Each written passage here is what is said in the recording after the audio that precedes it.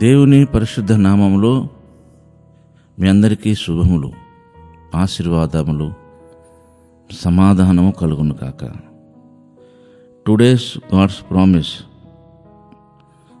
జెరెమీయా ప్రవచన గ్రంథం 33వ అధ్యాయము 11వ వాక్య భాగం. యెహోవా మంచివాడు, ఆయన కృప నిరంతరముండును. సైన్యములకు అధిపతియగు యెహోవా స్తుతించుడి అని పలుకువారి స్వరమును మరలా వినబడును. యెహోవా మంచివాడు, ఆయన కృప నిరంతరముండును. దేవుని వాగ్దానం చూడండి.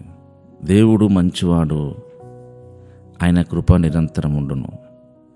దేవుడు మంచివాడు కాడని ఎవరంటున్నారు?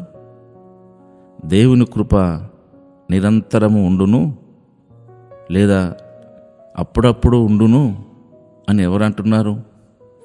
దేవుడు అంటున్నాడు, తన విషయాన్ని తనే చెప్తున్నాడు. యెహోవా, ఆ మాట గమనించండి, మంచివాడని తనకు తానే చెప్పుకుంటున్నాడు.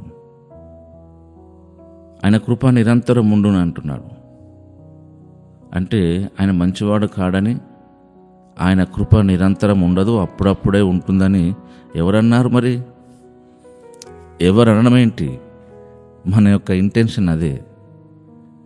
అసలు మనం ఏంటో, మనం ఏం ఆలోచిస్తున్నామో, మన అభిప్రాయాలు ఏంటో, ఆ ఎంతవరకు దేవునికి సరైన విధంగా ఉన్నావో లేవో ఇవేమి గమనించం. కానీ మనం అనుకునే ప్రతి ఆలోచన దేవునిది అని, మనకు ఇష్టపడే ప్రతి విషయము దేవుడు కూడా ఇష్టపడుతున్నాడని, మనం అంతా పర్ఫెక్ట్ అని అనుకునే వ్యక్తిత్వం కలిగిన మనుషులం మనం. ఇక మిగతా సమయాలన్నీ కూడా మనకు కష్టము, బాధ, దుఃఖము, భయం కలిగినప్పుడు దేవుని మీద మనం వ్యతిరేక భావం కలిగి ఉండడమే. అందుకనే దేవుడు తనకు తానే చెప్పుకుంటున్నాడు, దేవుడు యెహోవా మంచివాడు, ఆయన కృప నిరంతరం ఉండునని. దేవుడు నిజంగా మంచివాడని ఎప్పుడు చెప్పగలం? మనం చెడ్డవారమని ఒప్పుకున్నప్పుడు, గ్రహించినప్పుడు. ఒక మాట గమనించండి, దేవుని లేఖనాల్లో ఏమున్నదంటే, మనం ఇంకనూ పాపులమై ఉండగానే, మనం ఇంకనూ భక్తిహీనులమై ఉండగానే, మనం ఇంకనూ దేవునికి శత్రులమై ఉండగానే ఆయన మన కొరకు మరణించాను. ఎంత అద్భుతం చూడండి. ఇంకొక విషయం ఏంటంటే, మన పాపముల చేత, మన అపరాధముల చేత మనం చనిపోయిన వారమై ఉన్నప్పుడు ఆయన కృప ద్వారా మనల్ని రక్షించాడు. మనం అన్ని విషయాల్లో కేపబుల్ పర్సన్స్గా, కరెక్ట్గా ఉండి, చాలా స్పిరిచువల్గా, ఫిజికల్గా మంచి స్టాండర్డ్గా ఉన్నప్పుడు వెరీ గుడ్ అని చెప్పి మనం రక్షించలే. చాలామంది దేవుని వాక్యాన్ని సరిగా అర్థం చేసుకోవట్లేదు. మనం ఎన్నటికీ పాపులమే. పాపము చేయని వారము కాము, పాపము లేని వారము కాము. మనం ఏదో ఒక విషయంలో తప్పిపోతూనే ఉంటున్నాము. మన ఐడియల్కి వచ్చిన కొన్ని విషయాలు ఒప్పుకుంటాము సిన్సియర్గా, కొన్ని రానివి అంతే సంగతి. కానీ మన ఆలోచనలకు రాని పాపములు ఎన్నో ఉన్నాయి. కనుక మనం వాటన్నిటి విషయంలో కూడా దేవుడు మన మీద కనికరించి సహాయం చేసేవాడు, మంచివాడైన.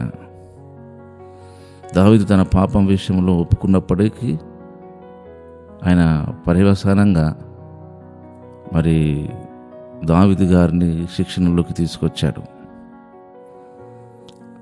70,000 మందిని దేవుడు హతమార్చాడు ఆయన పాపమును ఒప్పుకున్నప్పటికీ.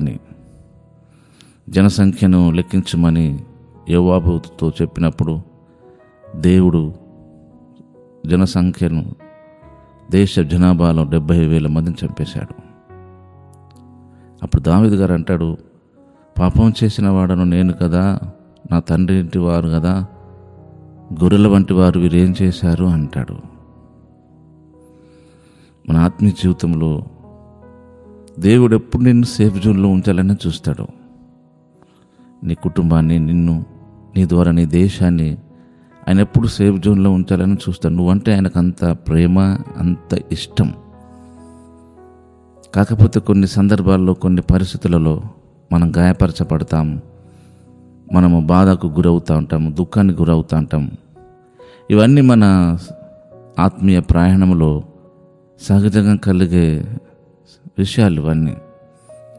దాన్ని బట్టి మనం కృంగిపోకుండా ఆయన నీతో పాటు తను కూడా బాధను అనుభవించుతున్న విషయాన్ని గ్రహించి, నీ సమస్య కాదని, ఆ సమస్య దేవుందనే విషయాన్ని మనం గమనించి ఆయనతో కలిసి నడవడానికి ఒక నిబంధన చేసుకుందాం. ఆయన అంత మంచి దేవుడు, ఆయన కృప నిరంతరం ఉంటుంది. కనుకనే ఈ రోజున మనం ఇంకనూ ఆయనను స్తుతించుటకు అవకాశం కలిగింది. కనుక ఇటు వాటి వాగ్దానం బట్టి ప్రభువుకు మహిమను చెల్లిద్దాం. పరిశుద్ధుడైన తండ్రి, నీ వందనాలు. ఇది నా వాగ్దానం కొరకై స్తుతిస్తూ యేసు నామములోనే ప్రార్థిస్తున్నాం తండ్రి. ఆమేన్.